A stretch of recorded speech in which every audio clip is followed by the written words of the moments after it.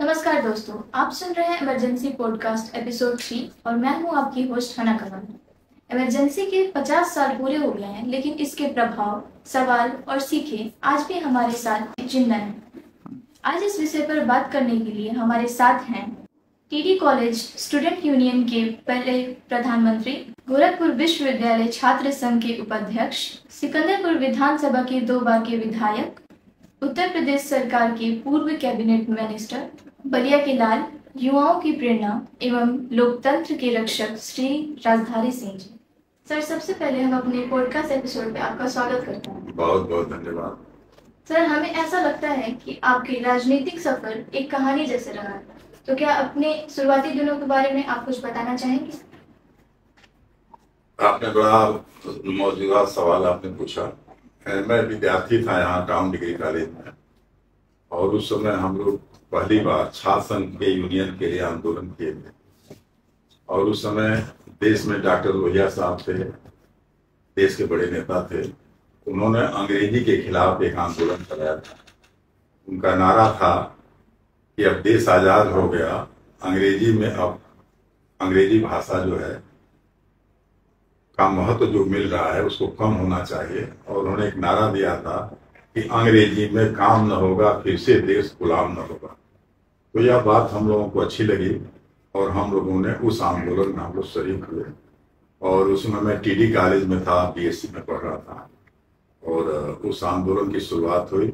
फिर उसी समय हम लोगों ने छात्र संघ बनाने के लिए आंदोलन किया पहली बार, और हम सब लोगों के प्रयास से जो है टीडी कॉलेज में पहली यूनियन बनी।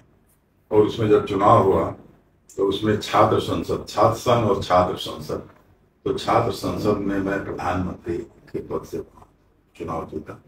फिर एक राजनीतिक शुरुआत हो गई धीरे धीरे। और इसके बाद मैं बीएससी किया, और बीएससी करने के बाद मैं गोरखपुर विश्वविद्यालय में चला गया। और उस समय छात्र संघ बीच में जो है चौधरी चरण सिंह उत्तर प्रदेश के मुख्यमंत्री थे, और उन्होंने छात्र संघ पर पाबंदी लगा दी थी। लेकिन फिर विद्यार्थियों का बड़ा आंदोलन हुआ प्रदेश स्तर पर, और बाद में जो है छात्र संघ की मान्यता विश्वविद्यालयों में मिली। और जब गोरखपुर विश्वविद्यालय में चुनाव हुआ तो मैं वहाँ उपाध्यक्ष चुना गया। फिर बाद में मैं अध्यक्ष के लिए भी प्रयास किया, एक बार चुनाव लड़ा, लेकिन मैं कामयाब नहीं। तो इस तरीके से हमारी राजनीतिक शुरुआत जो है विद्यार्थी जीवन से शुरू हुई, टीडी कॉलेज से, और गोरखपुर विश्वविद्यालय तक हम लोग एक छात्र नेता के रूप में अपने इलाके में, क्षेत्र में, पूर्वांचल में एक चिन्हित हो गए थे। और उसी समय जयप्रकाश जी का आंदोलन शुरू हुआ, और उस आंदोलन में जयप्रकाश जी ने जो है भ्रष्टाचार को मुद्दा बनाया था और समाज परिवर्तन की बात उठाई थी। और वह आंदोलन शुरू तो हुआ गुजरात से, फिर उसका असर बिहार में पड़ा, और बिहार से पूरे देश में जो है उस आंदोलन प्रभावी हुआ। और उसमें सारे युवा संगठन के लोग उसमें जयप्रकाश जी के नेतृत्व में आंदोलन को बल दिया, और एक ऐसा वातावरण बना और कि अब देश में जो है कुछ परिवर्तन होगा, व्यवस्था परिवर्तन होगा, सरकार भी बदलेगी, और व्यवस्था जो होगी वो एक अच्छी व्यवस्था होगी जिसमें भ्रष्टाचार नहीं होगा, भाई भतीजावाद नहीं होगा, किसी का शोषण नहीं होगा, और जो महंगाई है या जो भी कमियां हैं वो दूर होगी। फिर जयप्रकाश जी का आंदोलन शुरू हुआ, और हम लोग जयप्रकाश जी के आंदोलन के एक सिपाही के रूप में काम करना शुरू। सर, आपके विचार में इमरजेंसी जैसी घटनाएं लोकतंत्र के लिए क्या सीख छोड़ती है? देखिए, लोकतंत्र क्या है? लोकतंत्र यह है कि पहले क्या था, पहले की जो व्यवस्था थी कि राजा का लड़का ही राजा होता, एक राजशाही व्यवस्था थी। लेकिन जब से लोकतंत्र कायम हुआ और लोकतंत्र की जो बुनियाद पड़ी, तो लोकतंत्र की परिभाषा ये है कि हम आपके विचारों से सहमत नहीं, लेकिन आपको अपने विचार रखने के अधिकार हैं, उसके लिए हम संघर्ष करेंगे। मैंने हर आदमी को अपनी बात रखने की आजादी होनी चाहिए। और लोकतंत्र में एक साधारण व्यक्ति भी, एक गरीब व्यक्ति भी क्षेत्र का, देश का, प्रदेश का नेतृत्व कर सकता है। तो लोकतंत्र पर ही पाबंदी लगा दी गई, जो हमको एक मौलिक अधिकार मिला था बड़े लड़ाई के बाद, अंग्रेज आजादी की लड़ाई के बाद, जिसमें हम अपना अगुआ स्वयं चुनते, हम स्वयं अगुआ बन सकते थे देश के, प्रदेश से। उस चीज पर पाबंदी लगा दी गई। और एक तरह से यह लोकतंत्र की हत्या कर दी गई 1975 में इमरजेंसी के नाम पर। इमरजेंसी लगता कब है? जो इमरजेंसी लगने के प्राविधान थे कि जब हमारे ऊपर कोई बाहरी संकट हो या देश के अंदर कोई ऐसी व्यवस्था हो गई हो कि देश के सामने चुनौती है। इस प्रकार का कोई वातावरण उस समय 1975 के जमाने में नहीं था और केवल देश पर कोई खतरा नहीं था, एक परिवार पर खतरा था और वह परिवार था इंदिरा गांधी का परिवार था, कांग्रेस का परिवार था। और अपने सत्ता को बचाने के लिए, अपने परिवार की राजनीति को बचाने के लिए उस समय की जो तत्कालीन प्रधानमंत्री श्रीमती इंदिरा गांधी जी थे, उन्होंने आपातकाल लगा दिया। बिना कैबिनेट की मीटिंग किए हुए, बिना अपने सहयोगियों से राय परामर्श किए हुए उन्होंने जो है 25 तारीख की रात में जो है इमरजेंसी की घोषणा की और उसका नतीजा हुआ कि सारा देश जेल के रूप में बदल दिया गया। सारे जो वाणी की आज़ादी थी, अखबारों पर, उस समय के टेलीविजन पर, आकाशवाणी जो रेडियो था, सारे पाबंदियां लगा दी गई और रातों रात जो है लोग गिरफ्तार होने लगे। तो यह आपातकाल जो है एक बहुत बड़ा कलंक था हमारे देश के लिए और जो बड़ी कुर्बानी के बाद हमको लोकतंत्र मिला हुआ था, जिसमें हम अपनी बात कहने के हकदार थे, हम अपना अगुवा चुनने के अधिकार थे, हमारे बीच का कोई साथी जो है देश प्रदेश चलाने की स्थिति में आ सकता है, वह जो हमको अधिकार मिला था, उस अधिकार पर जो है पाबंदी लगा दी गई। आपातकाल हमारे देश के लिए काला अध्याय था और भगवान न करें कि ऐसी स्थिति फिर देश के सामने या किसी भी देश, लोकतांत्रिक देश के सामने ऐसी स्थिति आ। सर, हमने ऐसा सुना है कि आप अपने एमए की एग्जाम जेल में दिए थे, तो इसके पीछे क्या रोचक कहानी आप थी या फिर प्रेरणा थी?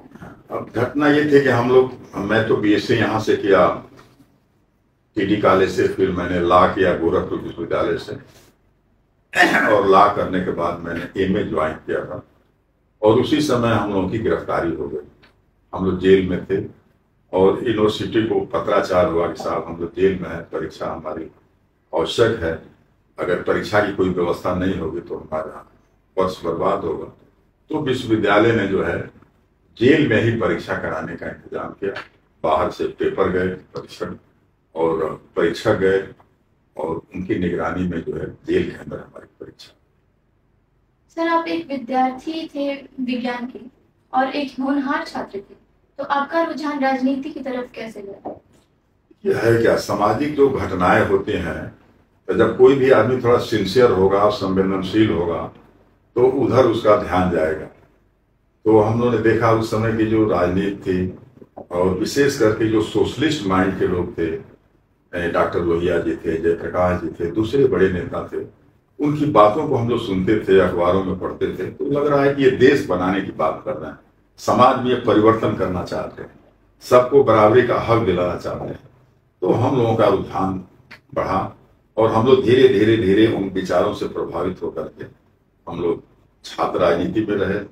फिर इमरजेंसी में हम लोग जेल गए और जेल से निकलने के बाद फिर हम लोग एक सामाजिक क्षेत्रीय राजनीति के रूप में हम लोग धीरे धीरे प्रतिष्ठापित हुए, अपना काम करना शुरू किए और ये लगा कि भाई समाज निर्माण के लिए कुछ लोगों को सार्वजनिक जीवन में आना चाहिए। सर, लोकतंत्र की सुरक्षा में मीडिया और जनता की क्या योगदान है, अगर इमरजेंसी के संदर्भ में देखें? आपातकाल के दरमियान एक तो इसे मीडिया क्या है, मीडिया जो है लोकतंत्र का चौथा स्तंभ है। मीडिया जो भी घटनाएं होती हैं उसको जो है मीडिया के माध्यम से समाज में, सरकार तक पहुंचती है। सरकार की जो बातें हैं नीचे आती हैं और क्षेत्र की आम पब्लिक की जो कठिनाइयां हैं, समस्याएं हैं, वो मीडिया के माध्यम से ऊपर पहुंचती है। तो मीडिया का निष्पक्ष होना, मीडिया की स्वतंत्रता बना रहना लोकतंत्र के लिए बहुत आवश्यक है और इसीलिए कहा गया है कि लोकतंत्र का चौथा स्तंभ जो है वो मीडिया है, प्रेस है और प्रेस की आज़ादी सुरक्षित रहनी चाहिए और जो सही घटना हो, जो सही बात है, वो समाज के सामने आना चाहिए। तो आपातकाल के अंदर जो है मीडिया को प्रतिबंधित कर दिया गया, जनता को जेलों में बंद कर दिया गया, तो जनता के अंदर एक भय का वातावरण हो गया और मीडिया के पाबंदी के नाते क्या हो रहा है देश के अंदर, दुनिया के अंदर, उसका पता नहीं लग रहा था। आपको मैं जेल के बारे में बताऊं कि मीडिया क्या स्थिति थी। हम लोगों को अखबार नहीं मिलते थे, रेडियो वहां ले जाने के लिए कोई सुविधा नहीं थी। हम लोग बेचैन हो जाते थे कि क्या हो रहा है। माउथ मीडिया के माध्यम से, जन चर्चाओं के माध्यम से कोई बात पहुंचती थी तो हम लोग बेचैन रहते थे कि अब सरकार क्या कर रही है, क्या करने जा रही है, कब लोगों को छोड़ेगी। तो उसका कारण ये था कि मीडिया पर पाबंदी लगी हुई, और हम लोग जो है जेल में, जो उस समय की जो मीडिया पर इतना पाबंदी था कि मीडिया सही समाचार नहीं दे पाता था। जो आकाशवाणी था, जो भारत सरकार से गवर्न होता है, उस पर एक तरफा समाचार आते थे। तो हम लोग जो है जेल में नियम के विपरीत, नियम नहीं था कि हम लोग रेडियो रखें, लेकिन हम लोग जेल में रेडियो की व्यवस्था किए हुए थे। और उस समय BBC लंदन का समाचार आता था करीब रात में 8 बजे। तो हम लोगों के कई साथी, जब समाचार का समय होता था तो हम लोग अलर्ट होते थे। एक साथी जो है रेडियो को लेकर के जो शौचालय होता है उसमें जाता था सुनने के लिए, और हम लोग साथी जेल के अंदर जो गेट हैं, हर गेटों पर हम लोग रहते थे कि कोई सिपाही या कोई ड्यूटी देने वाला आदमी आता है तो हम लोग अपने साथी को संकेत कर सकें, आवाज दे करके, फूंक करके, कि माने वो आदमी वहां तक, जेल का आदमी वहां तक न पहुंचे। और BBC का जब हम लोग समाचार सुनते थे तो जो हम लोग का साथी सुनता था, आ करके धीरे से लोगों को बताता था कि BBC के माध्यम से आज ये सूचना करें। तो जनता के अंदर जो है बड़ा निराशा का वातावरण हो गया, और उसका नतीजा हुआ कि जनता जो है धीरे धीरे, ऊपर से तो लगता था कि जनता शांत है, लेकिन अंदर अंदर जो है जनता जो है बहुत उद्विग्न थी, नाराज थी, गुस्से में थी। और यही कारण है कि जैसे ही आपातकाल हटा और चुनाव की घोषणा हुई, जनता ने उस गुस्से का इजहार किया। और उत्तर प्रदेश में उस समय पार्लियामेंट की 85 सीटें थी। सारी सीट जो रूलिंग पार्टी थी, कांग्रेस पार्टी थी, यहां तक कि इंदिरा गांधी जो देश की प्रधानमंत्री थी, वो भी चुनाव हार गए। ये लोगों के अंदर गुस्सा था। सर, तो आखिरी में अब आप युवाओं के लिए क्या संदेश देना चाहेंगे? हम युवाओं को यही संदेश देना चाहेंगे, एक तो जीवन में जो है आगे बढ़ना है तो हमको कठिन परिश्रम करना है, दूरदृष्टि अपनी रखनी है, और आप पढ़ाई लिखाई के साथ समाज के बारे में, देश के बारे में भी सोचें, समझें।